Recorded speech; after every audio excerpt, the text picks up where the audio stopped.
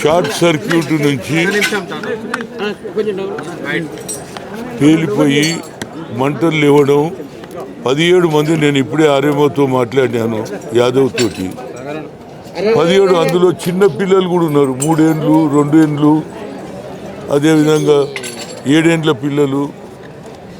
నిజంగా చాలా బాధాకరణం ఇది. నా ఉద్దేశం ఏంటంటే ఇక ముందు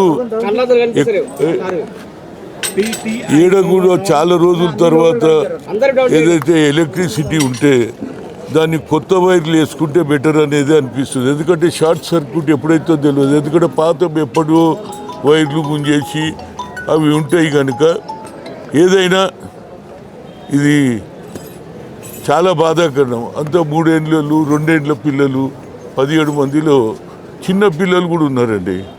వాళ్ళని ఇప్పుడే పోస్ట్మార్టం చేసి అత్తాపూర్ పంపినట. వాళ్ళు అక్కడ ఇండ్లు ఉన్నాయట, వాళ్ళ చుట్టాలయ్యో అక్కడ దానం చేస్తారా మరి ఏం చేస్తారో అక్కడికి కూడా పోయి వాళ్ళని పరామర్శించి వస్తారు. ఎందుకంటే ఆల్రెడీ ముఖ్యమంత్రి గారు ఎక్స్గ్రేషియా కూడా అనౌన్స్ చేశారు. ఎక్స్గ్రేషియా చేస్తే ఏం కొంత ఇది ప్రభుత్వం దృష్టి ఎక్కడ అన్యాయం జరుగుతుంది అక్కడ చేసేది ముఖ్యమంత్రి అనౌన్స్ చేయడం జరిగింది. కానీ బాధాకరణం ఏంటంటే షార్ట్ సర్క్యూట్ ఎక్కువగా అవుతుంది. గతంలో కూడా మన సికింద్రాబాద్లో కూడా జరిగింది.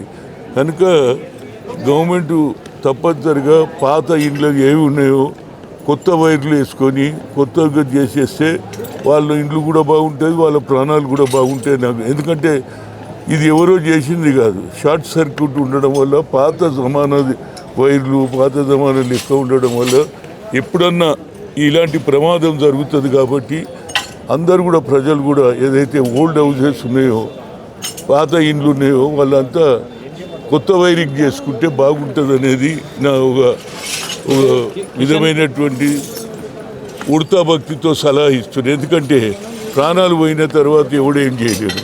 కనుక మనం ప్రాణం ఉన్నప్పుడే కొంత ఇల్లును మన ఉన్నటువంటి ఎలక్ట్రిక్స్ వైటు ఎప్పటివో వైర్లు ఎప్పటివో కనెక్షన్స్ ఉన్నాయి. కనుక ఎక్కడ ఏది జరిగినా ఇండ్లు పూర్తిగా కాలిపోతున్నాయి. 17 మంది చనిపోయిందండి. నా ప్రగాఢ సంతాపం. భగవంతుడు వాళ్ళ కుటుంబ సభ్యులకి అందరు పోయినట్టు వాళ్ళ కుటుంబ సభ్యులు ఎవరున్నారో తెలియదు. కానీ అందరు ప్రాణాలు పోవడం అందరికీ దిగ్బంది. ఇవాళ ప్రతి ఒక్కరు కూడా బాధపడదు. నేను కూడా ఒక పెండిల్లో ఉంటే తెలియగానే ఉరికొస్తున్నది. ఇలాంటి డిపార్ట్మెంట్ మీద కొంత ఆరోపణలు కిషన్ రెడ్డి, హరీష్ రావు కిషన్ రెడ్డిలో ఫైర్ డిపార్ట్మెంట్ సరిగా లేదని ఒక ఆరోపణ చేసి. అరే ఇది తప్పండి. ఇలాంటి సమయంలో ఫైర్ ఇంజన్కి ఏం తెలుస్తుంది? నేనేమన్నా ఆయన ఏమైనా ఉంటే షార్ట్ సర్క్యూట్ అవుతున్నప్పుడు కొత్త వైర్లు కొత్తగా చేసుకుంటే 10 కాలాల పాటు ఉంటుంది.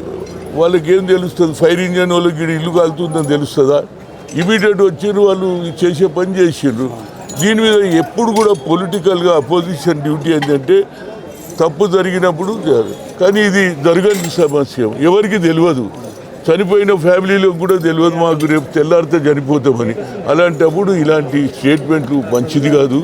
పొలిటికల్గా ఉంటే మనం ఎప్పుడన్నా మాట్లాడుకోవచ్చు. కానీ మనుషులు చనిపోయినప్పుడు వాళ్ళు బాధలు ఉన్నప్పుడు ఫైర్ ఇంజన్ది తప్పు. ఫైర్ ఇంజన్ వచ్చింది ఆర్పేసి అప్పటికే ఆ మంటలు ఎంత వేదంగా ఉండే అంటే ఇమీడియట్గా అందరు చనిపోయింది. నాకు డాక్టర్ చెప్పాడు, ఆర్ఎంఓ గారు, సార్ ఎవ్వరు మిగిలలేదు సార్, అసలు ఎవరిని కాపాడే సమస్యనే లేదు, అందరు డెడ్ బాడీగా వచ్చిందని చెప్పడం జరిగింది. ఏదైనా నా ప్రగాఢ సంతాపం తెలియజేస్తూ భగవంతుడు వాళ్ళ కుటుంబ సభ్యులకు మిగిలిన వారికన్నా భగవంతుడు 5వ ఆరోగ్యాలు ఇవ్వాలని కోరుతున్నాను.